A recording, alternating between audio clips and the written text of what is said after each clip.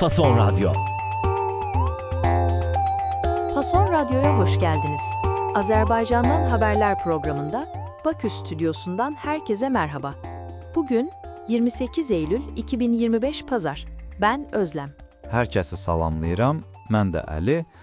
Özləm, bugün çox gözəl xəbərlərimiz var. Xüsusilə də bütün region üçün tarixi bir gün yaşanır. Merakla bekliyorum Ali. Nedir bu tarihi haber?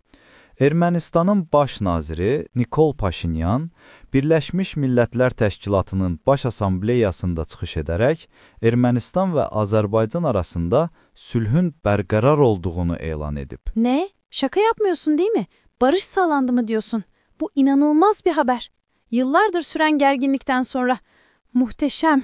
Bəli, tam olaraq belə deyib, bu bölgədəki normallaşma prosesində çox mühüm bir mərhələdir. Merhale dedin.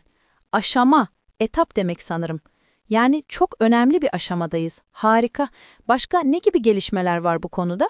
Var. Paşinyan təkcə bununla kifayətlənməyib, o həmçinin son illərdə Ermənistanla Türkiyə arasında əvvəllər görünməmiş müsbət bir diyaloq qurulduğunu da ifadə edib. Bu da harika bir haber. Yani bir yandan Azerbaycan'la barış, diğer yandan Türkiye ile olumlu diyalog. Bölgede sular duruluyor desene. Tamamilə doğrudur. Bütün bu müsbət ab-hava başqa sahələrə də təsir göstərir. Məsələn, dünən danışdığımız Zəngəzur dəhlizi mövzusunda yeni bir xəbər var. Evet, dün konuşmuştuk. Kazakistan'ın Zengezur koridoruna destek verdiğini söylemiştin. Bəli, bu dəstək New Yorkda keçirilən Xəzər İş Forumunda bir daha təsdiqlənib. Bu, Avrasiyanın gələcəkdəki strateji nəqliyyat xətləri üçün çox əhəmiyyətli bir hadisədir. Ehmiyetli, mühim, önemli demek herhalde. Yani destek açıklaması daha resmi bir platformda tekrarlanmış.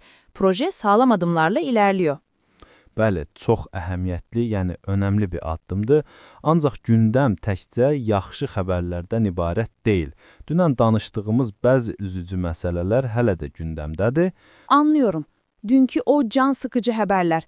Mesela yolsuzluğu ortaya çıkaran genç vardı. Bəli, o xəbər Azablıq radiosunda gündəmdə yenə ilk sıralardadır. Uşaq evindəki yeyintini ifşa edən Məhəmməd Hacıyevə 10 il həbs cəzası verilməsi ölkədə insan haqları və ifadə azadlığı mövzusunda ciddi müzakirələrə səbəb olub. Dün de şok olmuştum. Yeyinti kelimesini dün senden öğrenmiştim. Yolsuzluk demekti. 10 yıl hapis cezası. Bir iyiliğin bedeli bu olmamalı. Çok acı. Təəssüf ki, vəziyyət budur. Yenə dünən bəhs etdiyimiz başqa bir məhkəmə prosesi də davam edir.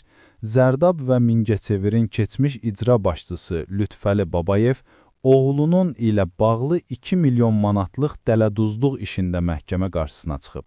Eski vali ve oğlunun dolandırıcılık davası, evet. Deleduzluk, dolandırıcılıktı. Bizde de ne yazık ki sık sık duyduğumuz haberlerden.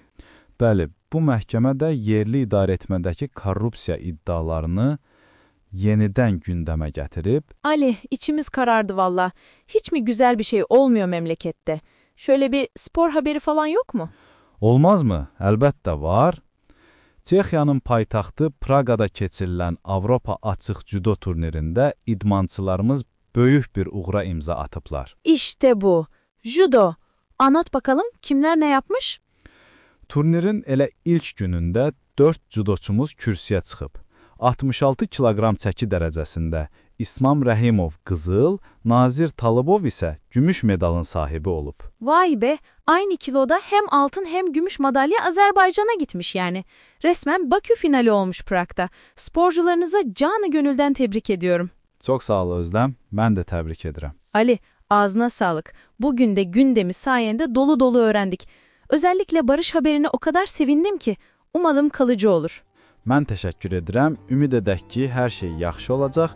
Dinləyicilərimizə də bizi dinlədikləri üçün minnətdarım. Dinlediğiniz için teşekkürler.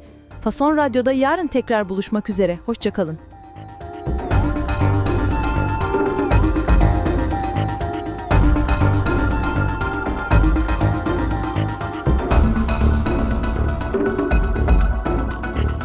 Fason Radyo.